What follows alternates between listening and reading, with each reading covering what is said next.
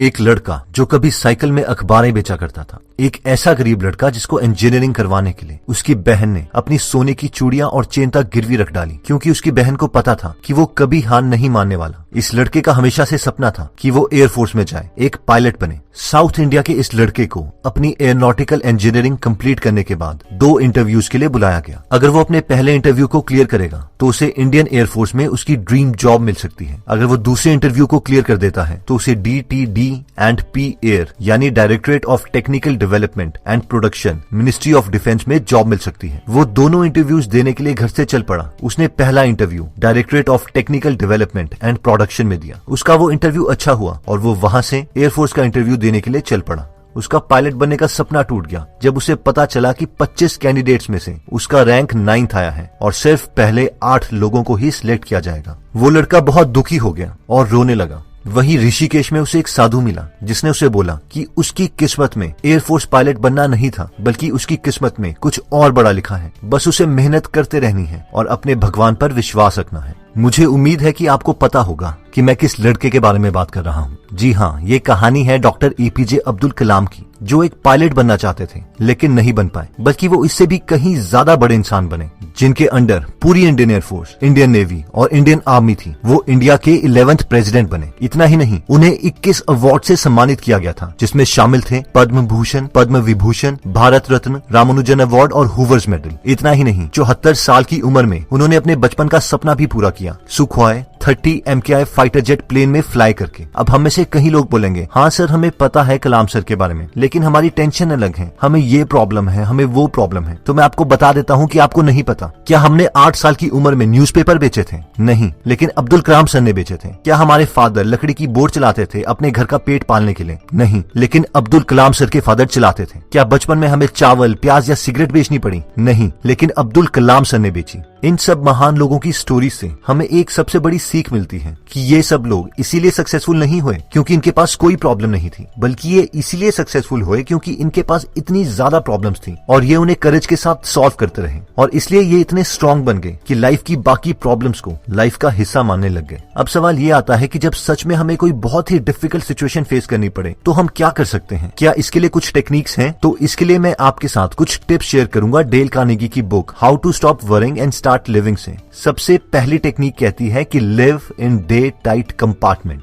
ये कॉन्सेप्ट कहता है कि हमारे साथ कल क्या हुआ था हमें याद नहीं, कल क्या होगा हमें उसकी परवाह नहीं, सब भाड़ में जाए, बस हमें सिर्फ अपने प्रेजेंट पर कंसंट्रेट करना है। मिशिगन में रहने वाले विलियम बोलते हैं कि कुछ साल पहले मुझे पेट में बहुत दर्द हो रहा था। मैं हर रात 2-3 बार जागता था अपने पेट की दर्द की वजह से। मैंने अपने बाप को स्टमक कैंसर से मरते हुए देखा था, इसलिए मुझे लगता था कि मुझे भी कोई स्टमक कैंसर है या फिर स्टमक अल्सर है। इसलिए मैं एक स्टमक स्पेशलिस्ट के पास गया और वहां पर उसने मेरा स्टमक का एक्सरे लिया और मुझे फ्लोरोस्कोप से एग्जामिन किया। उसने मेरी नींद के लिए मुझे सोने की दवाइयां दी और मुझसे कहा कि मुझे पेट में कुछ नहीं है और मैं एकदम ठीक हूँ और ये सारी दर्द मेरे इमोशंस और मेरी सोच की वजह से है, इसलिए मुझे रेस्ट करना चाहिए। अब क्योंकि मैं एक मिनिस्टर था और रेड क्रॉस का चेयरमैन भी था, इसलिए मुझे हर हफ्ते 2-3 फ्यूनरल्स करवाने पड़ते थे। मैं हर वक्त ही किसी न किसी काम में बिजी रहता था और मैं एक ऐसे बुरे समय में जी रहा था जहाँ मुझे हर वक्त किसी न किसी चीज की टेंशन रहती थी। इसीलिए मैंने डॉक्टर की एडवाइस के कारण हर मंडे काम न करने का फैसला किया। एक दिन मैं अपने घर में अपनी बीवी को बर्तन मांजते हुए देख रहा था। मैंने देखा कि वो बहुत खुश थी और गाना गाते हुए बर्तन को साफ कर रही थी।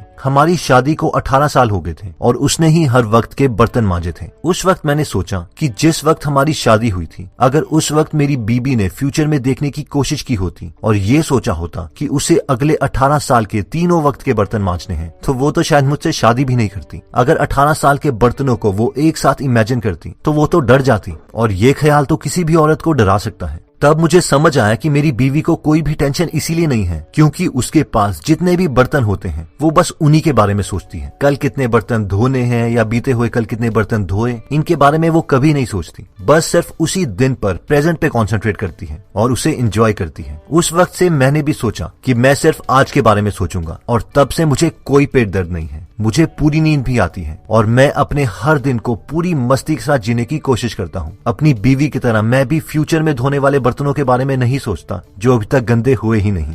दोस्तों, दूसरा कॉन्सेप्ट कहता है कि जब हमें लगे कि अभी हमारा बहुत बुरा वक्त चल रहा है और बहुत टेंशन हो रही है तो हम एक काम कर सकते हैं। जानते हैं वो क्या है? डू नथिंग, यानी उस वक्त हमें कुछ भी नहीं करना है और सिर्फ रेस्ट लेना है। एक बार गौतम बुद्ध के पास उनका एक फॉलोअर आया और उसने भगवान बुद्ध से कहा कि गुरुजी, मेरे मन में अजीब से ख्याल आ रहे हैं, मुझे ऐसा लग रहा है कि मेरे साथ कुछ गलत होने वाला है। और फिर उसकी जिंदगी में जो भी गलत हो रहा था उसने सब भगवान बुद्ध से बोल डाला। गौतम बुद्ध ने उसकी बात सुनी और हंसते हुए उस फॉलोअर से कहा कि जाओ मेरे लिए उस पॉन्ड से पानी ले आओ, मुझे बहुत प्यास लगी है। भगवान बुद्ध की इस बात को सुनकर वो आदमी फटाफट एक घड़ा उठाकर पानी लेने के लिए निकल पड़ा। लेकिन जब वो उस पॉन्ड के पास पहुंचा तो उसने देखा कि पॉन्ड में बहुत मिट्टी है और पानी पीने लायक नहीं है। इसीलिए वो व्यक्ति बिना पानी लिए ही भगवान बुद्ध के पास आ गया और उसने कहा कि गुरुजी, मैं पानी नहीं ला पाया क्योंकि वो पानी बहुत गंदा है और वो आपके पीने लायक नहीं है। इस पर भगवान बुद्ध दोबारा से हंसे और उन्होंने कहा, दोबारा उसी पॉन्ड के पास जाओ और मेरे लिए पानी ले आओ। दोबारा से उस आदमी ने देखा कि वहाँ पर पानी बहुत गंदा है और वो फिर से बिना पानी लिए ही वापस आ गया और दोबारा से भगवान बुद्ध को सारी बात सुनाई। भगवान बुद्ध ने उसे दोबारा पॉन्ड के पास भेजा और यही चीज 8 से 10 बार होती रही। लेकिन 11वीं बार जब वो आदमी पानी लेने गया तो उसने देखा कि सारी मिट्टी उस शांत पॉन्ड में नीचे बैठ गई है और ऊपर का पानी साफ है। इसीलिए वो इस बार भगवान बुद्ध के लिए पानी ले आया।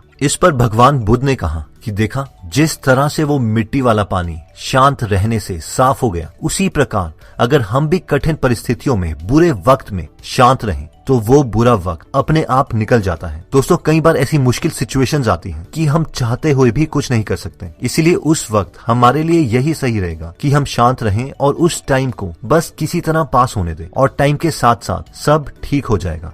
बुरे वक्त में टेंशन को खत्म करने के लिए लास्ट टेक्निक कहती है कि वो करो जिससे तुम्हें सबसे ज्यादा डर लगता है, फिर वो डर ही खत्म हो जाएगा। एल्मर थॉमस बोलते हैं कि जब मैं 15 साल का था तब से मैं बहुत टेंशन लेता था और बहुत सेल्फ कॉन्शियस था क्योंकि मैं 6 फीट 2 इंच का होने के बावजूद इतना पतला था कि मुझे लोग हड्डी कहकर बुलाते थे। मेरा घर हाईवे से 1 किलोमीटर दूर था और मैं हमेशा कोशिश करता था कि ज्यादा से ज्यादा समय मैं अंदर ही रहूं। हफ्तों गुजर जाते थे और मैं अपने घर वालों के अलावा किसी से नहीं मिलता था। मैं हर वक्त अपने पतलेपन के बारे में सोचता रहता था कि लोग मेरे बारे में क्या सोचेंगे। मेरी माँ ये सब जानती थी और वो एक स्कूल टीचर थी और उसने मुझसे कहा कि मुझे अपने दिमाग को बढ़ाना चाहिए और एजुकेशन लेनी चाहिए क्योंकि शायद मेरा शरीर ऐसा ही रहे। मेरे पेरेंट्स मेरे कॉलेज की फीस तो नहीं दे सकते थे, तो मैंने एक सर्दी ऑपसम, स्कंक, मिंक और रैकून जैसे जानवर पकड़े और उन्हें स्प्रिंग मौसम में बेच दिया। इस तरह मेरे पास जो कुछ पैसे जमा हुए थे उससे मैंने एक कॉलेज में एडमिशन ले ली। मेरी माँ ने मुझे ब्राउन शर्ट दी थी ताकि वो अगर गंदी भी हो तो किसी को पता ना चले और मेरे बाप ने मुझे अपने पुराने जूते दिए थे। वो जूते इतने खुले थे कि अगर मैं चलता भी था तो भी वो जूते मेरे पैर से निकल जाते और मेरे क्लासमेट्स मुझ पे हंसने लगते। इस वजह से कॉलेज में भी मुझे बहुत एम्बैरेसमेंट होती थी और मैं हमेशा क्लास में अकेले ही पढ़ता रहता, किसी से भी बात नहीं करता।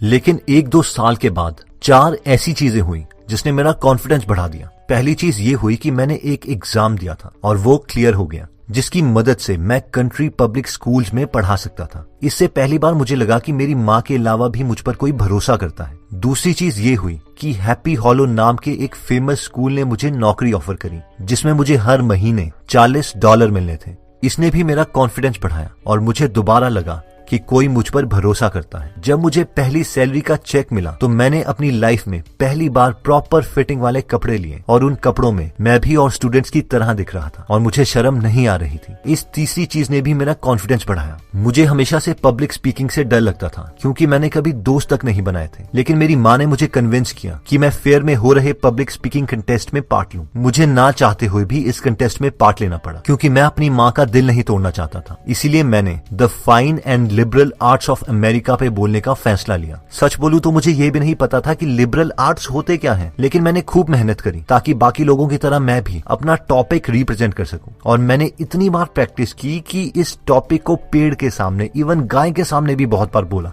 और जब नाम अनाउंस हुआ तो मैं हैरान था। मुझे फर्स्ट प्राइज दे दिया गया था। लोग मेरे लिए चिल्ला रहे थे, तालियां बजा रहे थे और मेरे वही दोस्त जो मेरा मजाक उड़ाते थे कह रहे थे, एल्मर हमें पता था कि तू ही जीतेगा यार। मेरी माँ ने मुझे गले लगा दिया और जोर जोर से रोने लगी और फिर मुझे भी रोना आ गया। आज जब मैं खुद को देखता हूँ तो रियलाइज करता हूँ कि अगर उस दिन मैंने पब्लिक स्पीकिंग नहीं की होती तो शायद आज यूनाइटेड स्टेट्स का स्टेट सेनेट नहीं बन पाता। और सबसे मजे की बात तो ये है कि मेरे जैसे लड़के को जिसे कपड़े पहनने की बिल्कुल समझ नहीं थी, उसे best dressed man in the United state senate का अवार्ड दिया गया। इससे मैंने यही सीखा कि डर के बावजूद अगर अगर हम काम को कर दें तो बहुत सी यूजलेस परेशानियां खत्म हो जाती हैं। तो दोस्तों, इस वीडियो में हमने बुरे वक्त में अपनी टेंशन को खत्म करने के लिए 3 टेक्निक्स देखी। पहली टेक्निक कहती है कि सिर्फ अपने प्रेजेंट मूवमेंट को जियो, पास्ट में क्या हुआ था, फ्यूचर में क्या होगा मत सोचो। सेकंड टेक्निक कहती है कि डू नथिंग, यानी अगर सिचुएशन बहुत ही खराब है और आप कुछ नहीं कर सकते तो भगवान पे भरोसा रखो और बस टाइम को पास होने दो और सब ठीक हो जाएगा। और फाइनली थर्ड टेक्निक कहती है कि अपने डर को भगाने के बजाय वो करो जिससे डर लगता है और डर खुद ही भाग जाए।